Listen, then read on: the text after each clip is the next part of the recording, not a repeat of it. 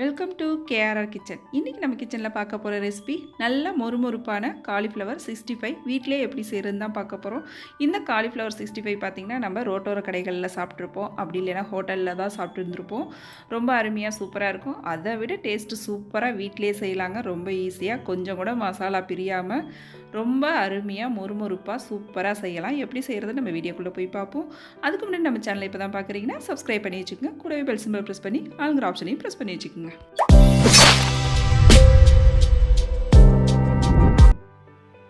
இப்போ காலிஃப்ளவர் 65 செய்கிறதுக்கு பார்த்திங்கன்னா நல்ல ஒரு பெரிய பூவாக எடுத்து நல்லா இது போல் சின்ன சின்னதாக க்ளீன் பண்ணி எடுத்து வச்சுருக்கேன். இப்போ இந்த பூவை பார்த்திங்கன்னா நம்ம வெந்நீரில் போட்டு எடுக்கணும். அதில் சின்ன சின்ன புழுலாம் இருக்கும், பூச்சி இருக்கும் அப்படின்னு சொல்லுவாங்க. கொஞ்சம் நம்ம வெந்நீரில் போட்டு எடுத்துட்டோம் அப்படின்னாக்கா அதில் உள்ளதெல்லாம் வெளியில் வந்துடும். இப்போ வெந்நீர் கொதிக்க வச்சுருக்க தண்ணி, நல்லா கொதிக்கிற தண்ணியில் ஒரு டீஸ்பூன் அளவுக்கு உப்பு சேர்த்துக்குங்க. ஒரு அரை டீஸ்பூன் மஞ்சள் தூள் சேர்த்து நல்லா ஒரு தடவை கலந்து விட்டுருங்க. கலந்து விட்டுட்டு அதுக்கப்புறம் நம்ம கட் பண்ணி வச்சுருக்க அந்த காலிஃப்ளவரை இதில் சேர்த்து ஒரு 10 நிமிஷத்துக்கு இந்த தண்ணியில் நம்ம ஊற விடணும். அடுப்பை ஆஃப் பண்ணிவிடுங்க. தண்ணி நல்லா சூடு வந்ததுக்கப்புறம் அடுப்பை ஆஃப் பண்ணிவிட்டு நம்ம இந்த காலிஃப்ளவரை சேர்த்து ஒரு 10 நிமிஷத்துக்கு அப்படியே விட்டுருங்க. அப்படியே நல்லா அந்த வெந்நீரில் ஒரு 10 நிமிஷத்துக்கு அது ஊறட்டும். இன்றைக்கி நான் எடுத்திருக்க காலிஃப்ளவரோட அளவு பார்த்திங்கன்னா நல்லா ஒரு 3/4 கிலோகிட்ட இருக்குங்க. நிறையாவே தான் இருக்குது. நல்லா பெரிய பூவாக தான் எடுத்திருக்கேன். இப்போ வெந்நீரில் இது ஒரு 10 நிமிஷம் நல்லா ஊறினதுக்கு அப்புறம் தண்ணிலாம் இல்லாமல் வடிகட்டி எடுத்துக்குவோம். இப்போ காலிஃப்ளவர் பார்த்திங்கன்னா தண்ணிலாம் வடிகட்டி எடுத்து வச்சுருக்கேன். இப்போ இதுக்கு நம்ம மசாலா எப்படி ரெடி பண்ணுறதுன்னு பார்ப்போம். அதுக்கு ஒரு பெரிய பாத்திரமாக எடுத்துக்கோங்க. அதில் பார்த்திங்கன்னா 1 டீஸ்பூன் அளவுக்கு தனி மிளகாத்தூள் சேர்த்துக்கிறேன். 1 டீஸ்பூன் அளவுக்கு காஷ்மீரி சில்லி பவுடர் சேர்த்துக்கிறேன். இந்த காஷ்மீரி சில்லி பவுடர் வந்து காரம்லாம் இருக்காது, கலருக்காக தான் சேர்க்குறேன். இது உங்கள்கிட்ட இருந்தால் சேர்த்துக்குங்க, அப்படி இல்லைன்னா தேவையில்லை. உங்களுக்கு விருப்பம்னா கூட நீங்கள் கலர் பவுடர் கூட இதில் சேர்த்துக்கலாம். இதில் ஒரு 1/4 டீஸ்பூன் மஞ்சள் தூள், அரை டீஸ்பூன் மிளகுத்தூள், அரை டீஸ்பூன் ஜீரகத்தூள், ஒரு டீஸ்பூன் அளவுக்கு மல்லித்தூள் சேர்த்துக்குங்க. அப்புறம் அரை டீஸ்பூன் கரம் மசாலா சேர்த்துக்குங்க. இதிலே 2 டீஸ்பூன் அளவுக்கு அரிசி மாவு, 2 டீஸ்பூன் கடலை மாவு, அப்புறம் பார்த்திங்கன்னா ஒரு அரை கப்பு அளவுக்கு சோள மாவு எடுத்து வச்சுருக்கேன், கார்ன்ஃப்ளவர் மாவு. இதில் பாதி மட்டும் நான் சேர்த்துக்கிறேன்.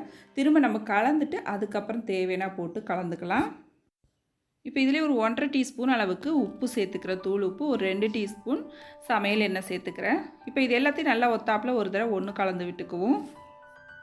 இப்போ நல்லா கலந்து எடுத்ததுக்கப்புறம் பார்த்திங்கன்னா இது கூடவே ஒரு 1/2 டீஸ்பூன் அளவுக்கு இஞ்சி பூண்டு பேஸ்ட்டு சேர்த்துக்கிறேன். இஞ்சி பூண்டு பேஸ்ட்டு சேர்த்து திரும்பவும் நல்லா கலந்து விட்டுருங்க.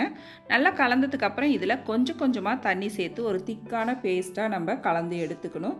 தண்ணியை ஃபஸ்ட்டே நிறையா ஊற்றிடாதீங்க, கொஞ்சம் கொஞ்சமாக சேர்த்து நல்லா திக்காக, நம்ம பஜ்ஜி மாவுக்காக இன்னுமே இது திக்காக இருக்கணும், அந்தளவுக்கு கலந்து எடுத்துக்குவோம். இப்போ மாவு கலந்து எடுத்ததுக்கப்புறம் பார்த்திங்கன்னா நம்ம காலிஃப்ளவர் சேர்ப்போம். சேர்த்ததுக்கப்புறம் பார்த்திங்கன்னா கொஞ்சம் இலக்கமாக வர மாதிரி இருக்கும். அதுக்காக தான் கார்ன்ஃப்ளவர் மாவை நான் கொஞ்சம் தனியாக எடுத்து வச்சுருக்கேன். நம்ம சேர்த்துட்டு தேவைன்னா கூட நம்ம சேர்த்துக்கலாம், அப்படி இல்லைன்னா அப்படியே எடுத்து வச்சிடலாம். இப்போ மாவு பாருங்கள் நல்லா இந்த அளவுக்கு திக்காக கரைச்சி எடுத்துருக்கேன். இப்போ நம்ம வடிகட்டி வச்சுருக்கேன். முக்கால்வாசி பார்த்திங்கன்னா தண்ணி இல்லாத அளவுக்கு நல்லா வடிகட்டி எடுத்துக்குங்க. காலிஃப்ளவரை சேர்த்து நல்லா ஒத்தாப்பில் ஒன்று கலந்து விடுங்க. இந்த மசாலா வந்து எல்லா பூ மேலேயும் வர்ற மாதிரி நல்லா கலந்து எடுத்துக்குங்க. நான் சொன்னது போல் பாருங்கள் லைட்டாக தண்ணி விட்டாப்பில் வருது பார்த்திங்களா. இப்போ நான் எடுத்து வச்சுருக்க கார்ன்ஃப்ளவர் மாவை இதில் சேர்த்துக்கிறேன். இப்போ இதை கொஞ்சம் கொஞ்சமாக சேர்த்து கலந்து எடுத்துக்குவோம். கலந்துட்டு உங்கள்கிட்ட காட்டுறேன் பாருங்கள். அந்த பக்குவத்துக்கு இருந்தால் தான் மசாலா நல்லா ஒட்டி பிடிச்சி நல்லாயிருக்கும் சாப்பிட்றதுக்கு, பகோடா சாப்பிட்றப்ப. இப்போ பாருங்கள் நல்லா கலந்து எடுத்ததுக்கப்புறம் பார்த்திங்கன்னா நல்லா திக்காக கொஞ்சம் அந்த மசாலா எப்படி நல்லா ஒட்டி இருக்குது பாருங்கள் காலிஃப்ளவரோட. இந்த பக்குவத்துக்கு இருந்தால் தான் காலிஃப்ளவர் பகோடா வந்து நல்லா அந்த மசாலாவோட சாப்பிட நல்லா மொறுமொறுப்பாக சூப்பராக இருக்கும். நம்ம கடலை மாவு, அரிசி மாவுலாம் சேர்த்துக்கிறதுனால நல்லா கிறிஸ்பியாகவே இருக்கும். மைதா மாவு சேர்க்காதீங்க. மைதா மாவு சேர்த்திங்க அப்படின்னாக்கா ஆறுனதுக்கு அப்புறம் பகோடா வந்து ஒரு மாதிரி சவுக்குன்னு போன மாதிரி ஆகிடும், கிறிஸ்பியாக இருக்காது நமக்கு. அதனால் மைதா மாவு சேர்க்க வேணாம். கார்ன்ஃப்ளவர் மாவு அதிகமாகவும் அரிசி மாவு, கடலை மாவு மட்டும் சேர்த்துக்குங்க. இப்போ எண்ணெய் நல்லா காஞ்சதுக்கப்புறம் நம்ம கலந்து வச்சுருக்க பகோடாவை இதில் ஒன்று ஒன்றா எடுத்து சேர்த்துக்குங்க. அதே சமயம் கொஞ்சம் கொஞ்சமாக போட்டு பொரிச்சு எடுத்திங்கன்னா ஒன்றோட ஒன்று ஒட்டாமல் நல்லா வெந்து வரும். அடுப்பை பார்த்திங்கன்னா மீடியம் ஃப்ளேமில் தான் வச்சுருக்கணும். ரொம்ப குறைவான தீயில் வச்சிங்க அப்படின்னாக்கா எண்ணெய் குடிக்கும். ரொம்ப அதிகமாக வச்சுட்டிங்க அப்படின்னாலும் அது மேலே பார்த்திங்கன்னா சீக்கிரமாக வெந்து வந்துடும், செவந்து வந்துடும், உள்ளே வேகவே வேகாது. அதனால் ஒரு மிதமான தீயில் வச்சு வேக வச்சு எடுத்திங்கன்னா வெளில நல்லா முறுமுறுப்பாக இருக்கும், உள்ளேயும் நல்லா வெந்து சூப்பராக சாஃப்டாக இருக்கும். காலிஃப்ளவர் பக்கோடா கலந்து ஊறலாம் வைக்க வேணாம். கலந்த உடனே நம்ம போட்டு எடுத்துக்கலாம். இப்போ பாருங்கள் ரொம்ப சூப்பராக பொரிச்சு எடுத்துட்டேன். இதே போல் மீதம் இருக்கிறது எல்லாத்தையும் பொரிச்சிட்டு உங்கள்கிட்ட நான் காட்டுறேன்.